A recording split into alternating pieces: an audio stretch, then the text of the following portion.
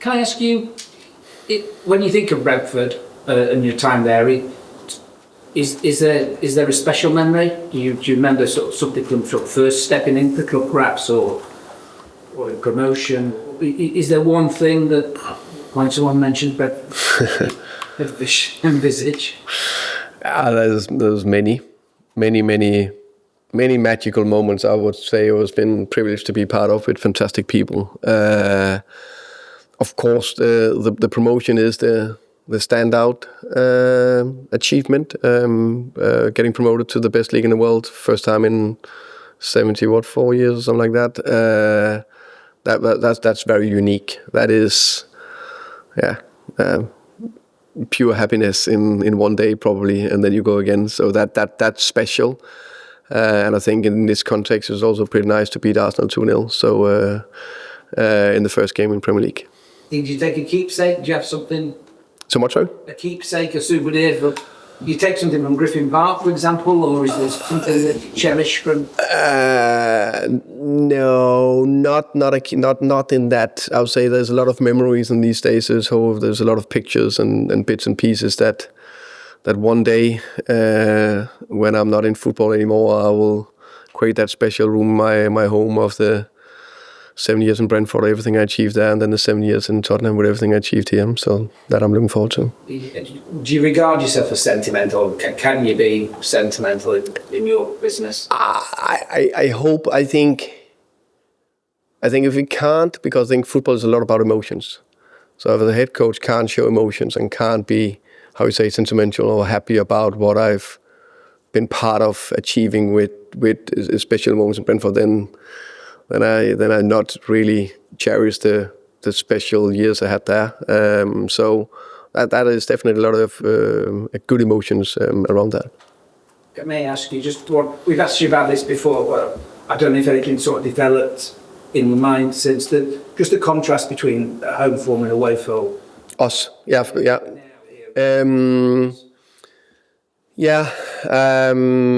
I think let's start with the positive first. To be competitive away from home is a big part of successful team. You need to be able to be competitive and get enough points on the road. And I think that's where I think we've shown a lot of resilience and character, defensive, clean sheet mentality, set piece being good. Then we know home, you need to dominate more. We need to do it to dare to do. And we need to add even more layers, and that I'm not in doubt of will come, because one thing for sure, all the teams I had scored a lot of goals. I create one top score after another, year in, year out. That will also happen here. We just need some of the guys that are natural top scorers to be fit and available. Do people have to sort of just shelve to dare is to do for? No, I don't think so, because it's not like it's from 0 to 100. There's still let's say, elements of it where we have been showing nice elements of very good offensive football, but it's just not been as consistent as where we want it to be, and also a little bit understanding of where we are at the moment. We are, I will keep repeating it, we are on a journey where we need to improve a lot of stuff. Where we finished 17th last year, played Europa League and won it, fantastic. Now we're playing Champions League and knock up, and we are trying to compete in the league with quite a few of the key players out. That's the fact. But the fact is also we need to win, and we need to play. We need to do everything we can to win with what we have available right now, but constantly improve the team to make sure we play more and more and better offensively. Tom? I think one of the things that was particularly impressive about your time at Brentford was how you kept selling players and you just continued to progress. It's these sort of different clubs here at Tottenham, the expectations, but they're still under the same sort of PSR constraint.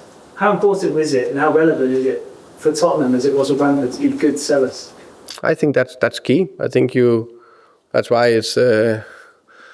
it's not only doing one thing right, playing in a specific way, or get the culture right, or whatever, train in a specific way, or it is a lot of elements that we need to do well to be able to compete at the highest level. So part of it, of course, also to be able to sell. You can see other top clubs, they have they're quite good at selling. So that's something we need to be improving. That's something I know the guys above me are working very hard on. So everything is linked. And you develop so many players at Brentford. Now I'm sure many come to your mind and you're almost probably like picking your favourite kids because they're all success stories in their own right. But is there any one player that you remember developing where you were particularly proud of it and that you can use almost towards as a useful example towards a current player in current school?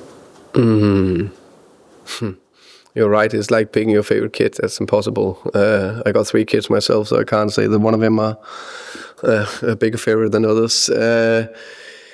There's a lot of good success stories, but also a lot of them are where it takes some time. You can say the latest one is Bryan Mbuemo. It took 6 years from when he arrived as 19 years old to 25 before he went, and he just ended he went when he was on the top of his performance level. And I think it's that when that was that stage that in Brentford, it's different here. But when they're on the top of the ability, that's where you need to sell, if that's possible, of course. So you look at someone like Wilson over here. I mean, did you even speak to him about Brian and then different sides? Yeah. He also came for Troyes, I think, in France. Not comparing too much the same, because Wilson is Wilson, but I think he's a good example. Was he 2021? Can't remember. 2021 or something like that. But that's also a good example that he also need to. He went very well when he came on against Crystal Palace, and he had some good starts and also some other good sub appearances.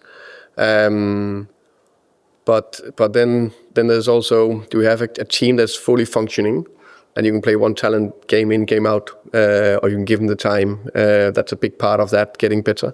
But also I think it's a good thing to acknowledge that, of course, he needs to perform, but also when he is, let's say, 24 years, of course, he's played a lot before that.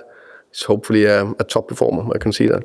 When you're out and about, I don't know how much Premier League managers bump into fans these days when he runs around Richmond Park, perhaps, but do you come across both Brentford fans and Tottenham fans? And if you do, how did Brentford fans chat to you now that you left the club? They still show you the same kind of respect as they did before? And what's it like, Spurs fans? What have they seen to you when you bump into them?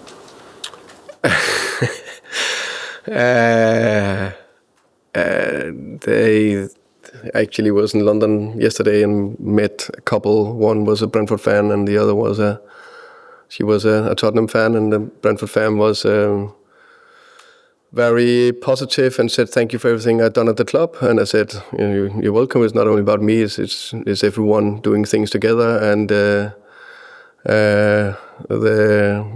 Tottenham supporter said, keep doing what you're doing a top job. I love what you're doing. So that was positive. I guess the one that's not that positive either are not brave enough to say it into my face. So that's probably a little bit easier behind the keyboard. But the message there is, generally positive. Just lastly, I know Dominic Solanke he must not be named, right? But last season you had Igor Thiago who came in to effectively Ivan Toney's place on Jordan Solden, and then he got injured pretty much for all the season. I know he's doing pretty at you now, but you didn't really get a chance to use him. How much was that kind of, although you wouldn't have wanted it at the time, is that also almost been like useful experience for what you had to deal with here, missing your central striker throughout the season? Yeah, you can say that. Also think you can say Jon Wisse did well before that, but the year before did very well. Now he then continued playing, so even the games where Igor Thiago was available, Wisse played because he was on fire. Ended up scoring 19 non-penalty goals. It's an incredible achievement. What I knew was that I was convinced that Igor will be a goal scorer for Brentford. Or not convinced the way he is as a personality, his mindset, but also his abilities, and he's proven that. And I think Keith and the coaching staff have done a top job to make him perform in every aspect. So it's a little bit similar here. You can say Richie now he's played more or less a lot of minutes and done well. This far away from scoring 2 goals 2 days ago against Crystal Palace. But on the flip side, I'm also convinced that Solanke will score a lot of goals for us when he comes back. So about that story about missing the fans, where were you in London? Covent Garden. Was it just out with your family? Yeah. Enjoying Christmas? Yeah, just had a Christmas lunch, I think it was, or lunch, whatever. Not Christmas, lunch. Thank you, welcome. George, please. Hi, Thomas. I was talking about where things so we went back to Brentford. You've been in charge a couple of months ago, so that you've all won Neil Mopace for the AKL, but wondered what you kind of remember of that occasion of a real Brentford legend indeed coming back, having left, and what you sort of made up for his 7 and he got rebuilt 7. Yeah. No, but that was a little bit the same. Dean done a top job, came into Brentford when Brentford struggled a bit, stabilized them in a very good way in the championship and gave them hope for the future. Did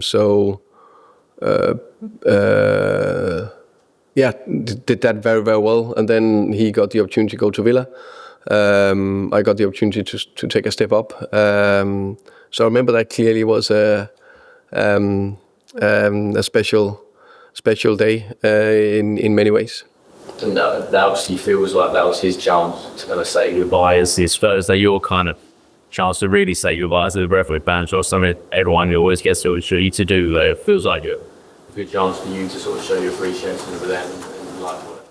Yeah, definitely. I think football is such a special industry in many ways. So for players or managers, you can be there for many, many years, and then suddenly either you are sold or sacked or can stop whatever, but you never really get the opportunity the next day to come in and say goodbye, which was the same in Brentford. Even I was there for so many years, because then we were on holidays amid, how can you say, in between seasons, and then when I came back, they were started up, so you can't do it with respect. Even that I have a great relationship to Keith and we respect each other and we of course speak together and all that, but you can't really walk into the club because it's a little bit odd in many ways. But of course, the relationship you created with people, that of course still have friendship there. I will have that forever. And you mentioned earlier about the win at Palace being a useful, ugly win. In this kind of period where there's so many games and it's not like the level of opposition drops quite a lot, is that kind of what you're looking for in this period? You can't be free-flowing, you've not got you're playing every 3 or 4 days. Those beautiful, ugly wins are kind of the base to kick on. I think it's so important. I think every good team needs to be able to do that. And as I said, we are building something. I think also fair to say we are not where City or Arsenal, Chelsea or Liverpool are right now, unfortunately. We really want to be there. But even them, they need to win some ugly wins sometimes, where they're winning 1-0. How many times have Arsenal won 1-0 on a set piece this season? So we need to be able to do that. And I know it will be a very difficult team at Brentford. A part of created what I know I'm facing, and that would be very difficult at the Gtech. They have won 6 games, drawn 2, lost 1-0 to City.